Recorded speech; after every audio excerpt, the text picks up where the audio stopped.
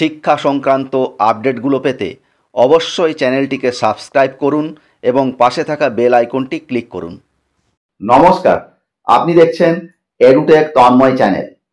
শিক্ষক শিক্ষিকাদের হাজিরায় ফাঁকিবাজি রুখতে টিচার্স অ্যাটেন্ডেন্স মনিটরিং সেল। দেখুন কি বলা হয়েছে। কেউ আসতেন সকাল 11:30টার পর, আবার কেউ টিফিনের পর প্রধান শিক্ষককে বলে স্কুল ছেড়ে যেতেন। অনেকে আবার ছুটি নিতেন প্রধান শিক্ষককে না বলে, নিজেদেরই মর্জি মতো, এবং পরদিন এসে হাজিরা খাতায় সই করে নিজেদের আগের দিন উপস্থিত দেখিয়ে দিতেন। এ নিয়ে অভিভাবক থেকে শিক্ষক শিক্ষিকাদের একাংশের মধ্যে ক্ষোভ তৈরি হয়। উত্তর 24 পরগনা জেলা শিক্ষা দপ্তরেও গুচ্ছ গুচ্ছ অভিযোগ জমা পড়ে। তাই এর বিহিত সহ শিক্ষার মানোন্নয়নে এগিয়ে এলো দপ্তর। শিক্ষক শিক্ষিকাদের হাজিরায় কড়াকড়ি করতে উদ্যোগী হলো জেলা প্রাথমিক শিক্ষা সংসদ। শিক্ষক শিক্ষিকারা যথাসময়ে স্কুলে আসছেন কিনা তার উপর নজর রাখতে টিচার্স অ্যাটেন্ডেন্স মনিটরিং সেল গঠন করেছে দপ্তর।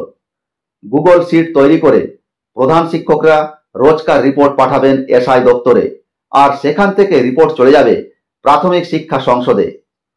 কারো ক্ষেত্রে কাজে গাফিলতি নজরে পড়লে ব্যবস্থা নেওয়ার আশ্বাস দিয়েছেন ডিপিএসসি চেয়ারম্যান দেবব্রত সরকার। উত্তর 24 পরগনা জেলায় প্রাথমিক স্কুল 3665টি, সেগুলির মধ্যে 198টিকে পঞ্চম শ্রেণীতে উন্নীত করা হয়েছে।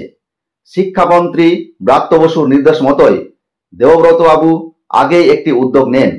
শিক্ষক শিক্ষিকাদের বিরুদ্ধে অভিভাবকদের অভিযোগ গ্রহণের জন্য ডেস্কে সমাধান চালু হয়েছে। তাতে জেলার কিছু প্রাথমিক স্কুলের শিক্ষক শিক্ষিকার নামে অভিযোগ জমা পড়ে। দপ্তর সূত্রে খবর, পাঠদানের ক্ষেত্রে শিক্ষকদের বিরুদ্ধে গাফিলতির অভিযোগ উঠেছে বহু অভিভাবকের তরফে। সরকারি নিয়ম হলো সকাল 11:15টার মধ্যে শিক্ষকদের স্কুলে ঢুকতে হবে। তারা স্কুল ছাড়তে পারবেন বিকাল 3:30টার পর।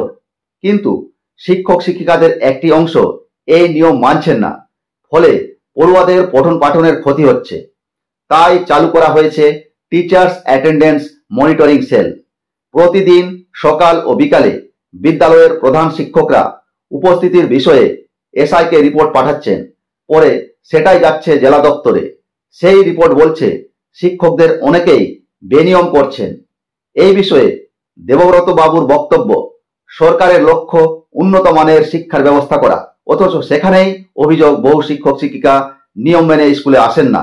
তাই নয়া সেল চালু করা হয়েছে।